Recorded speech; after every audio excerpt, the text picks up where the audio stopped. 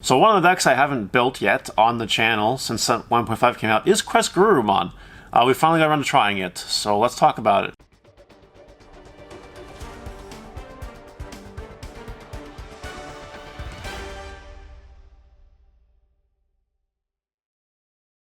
This is Red CresGarurumon. This is the build that's been going around a little bit, being hyped here and there, and I thought I'd give it a crack just to see what the deck's all about. It is really fun.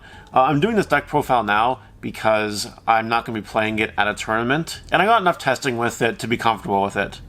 Plus, I haven't done a deck profile this week. It's been a weird week. Really busy. Streaming on Twitch and all that. By the way, check out my Twitch. Anyway, we'll talk about the deck as always, talk about the card choices, would I change anything, and go from there. So if you guys like this video content, don't forget to like, comment, subscribe, and turn that notification bell into smashed potatoes.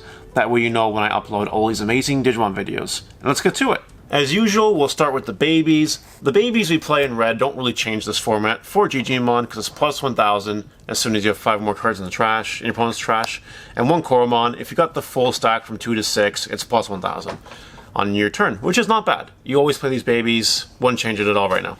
We play 13 level 3s. We play 4 Agumon, because Agumon's just a really dope guy. Plus 1,000 is always good. We play 2 Agumon Expert.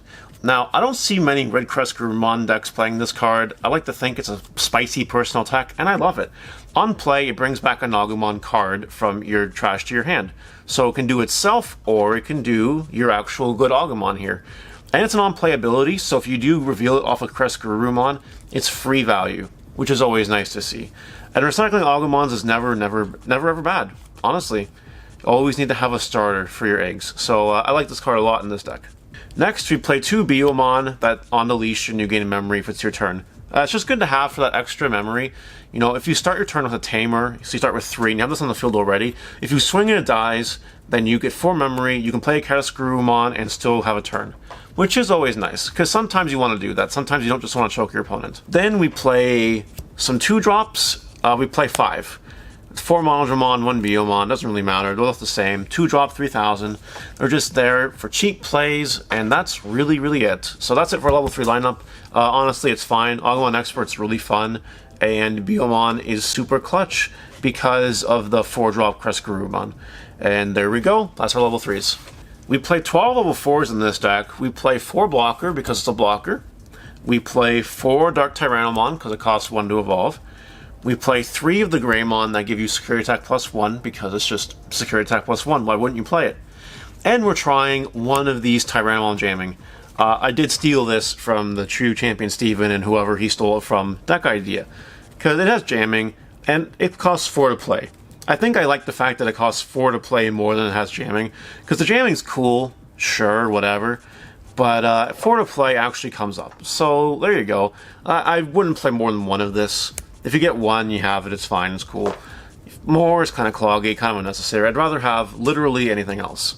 But anyway, 12 level 4s, they're all good. Alright, level 5s, we play 10 of them. We play 3 Lava Garurumon, because it costs 2 to evolve. And if you do play for free off of CresGarurumon, it is 8,000, which is pretty strong. We play 3 Groundramon, because it costs 2 to evolve, but it also costs 5 to play. So if you really have nothing going on, you can play for 5, it doesn't feel that bad.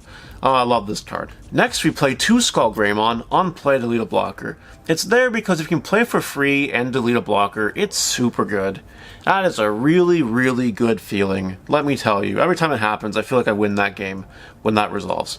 But even playing it just for 7 to get rid of a blocker for next turn, and it's a level 5, yeah, it's just good value altogether. Finally, we're playing 2 Secret Rare Metal Greymon. This Metal Greymon has Security Attack plus 2, but it does lose 5 memory on attacks. So it really shouldn't be attacking unless it's like the end game and you have the memory to do it. But whatever. Its Inheritable is really good though. It gives you plus 3,000 on your turn. So it makes your guys really big. It's really strong with another one we'll talk about, another level 6 we'll talk about in a little bit. Honestly, this level 5 lineup is fine. You know, I was playing techie cards like the Metal Greymon that gives you 3 memory and then you lose at the end of the turn. I was also playing Garurumon for the piercing and the draw inheritable. But honestly, this is just more consistent. And consistency is key when you're winning games, right? You don't want to be doing fancy things and drawing tech cards that aren't useful against other matchups and blah blah blah. So I'm fine with this. This is good enough. This wins most of my matches. It's not a big deal. So 10 level 5s, good lineup. Now for the bread and butter of the deck. We got 4 CresGarurumon. So this card has Reboot. It evolves for 4 on a red or a black, so that's kind of okay. But its one Digivolving effect is the gimmick behind the deck. For each of your opponent's Digimon, you look at the top card of your deck, you reveal it, you can summon a level 5 or lower Digimon from there, put the rest on the bottom. So this is good against decks that go wide, particularly because you have lots of options.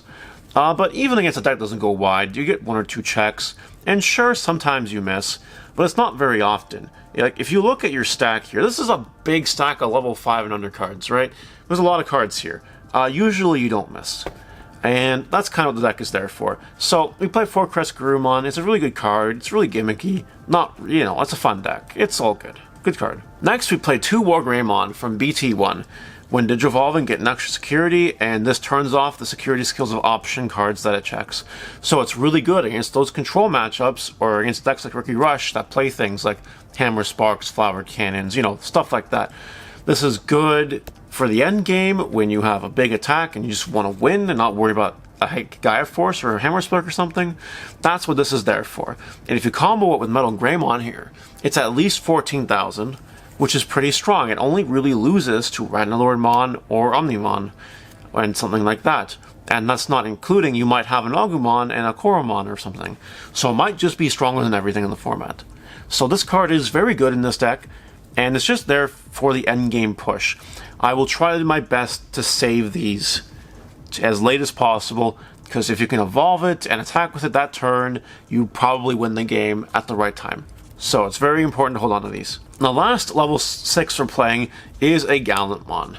Now, I also stole this from the people playing this deck. If you're a Red Tamer and play when Digivolving, you delete something with 6,000 DP or less, and when attacking, you trash one of your opponent's security cards for every 10 cards in their trash. So, it's there for the extra aggression. It kind of fulfills the same purpose that WarGreymon does, and deletes something, which is also kind of cool. It deletes a blocker, and deleting blockers is fun. It's a fun tech card. I don't really know if I'd keep it in the deck, to be real. I was really kind of missing Volcanic Dramon in the deck. I couldn't find any room for it, realistically. I wanted this lineup to be as thin as possible because CresGarurumon can't summon 6s. So I wanted to only play 7. That was very intentional. So I don't know how to feel about it, to be real, but I think it's okay. I think it's a good tech card at 1, but if you want to play Volcanic Dramon over this, I don't blame you. And that's it. Now we play 4 level 7s. We play 2 Millenniummon because CresGarurumon is black, and this goes over it, and it puts something in the bottom of the deck when you Digivolve, and when it dies, it comes back. So, that's a pretty good card all together. It's interesting having it in a red-based deck because it offers additional options that a red deck doesn't usually have. And Millenniummon is really good against Megazoo, Control. It's just a good card to have access to right now. So 2 of it is the perfect number, it's fine. And then we play 1 of each Omnimon. This one can only evolve on red cards, so it can't evolve on your CresGarurumon, but this one can evolve on anything.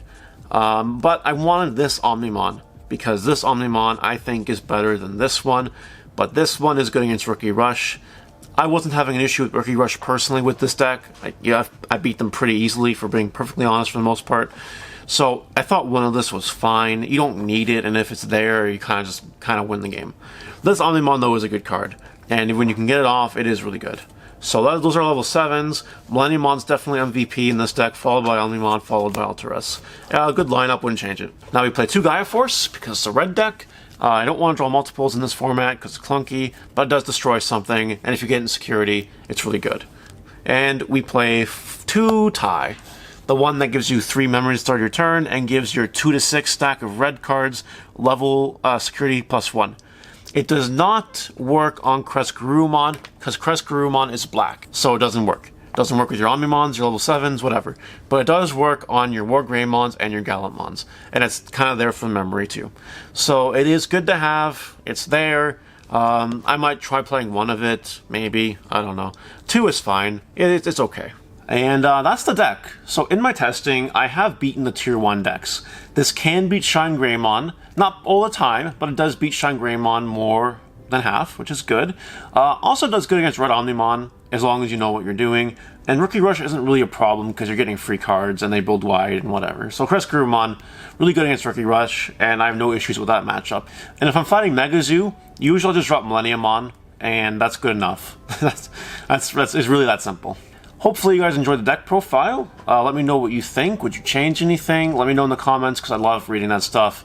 And I'm going to be building this deck in set 4, so it ain't going anywhere. You can look forward to that. Alright guys, we'll see you later. Take care.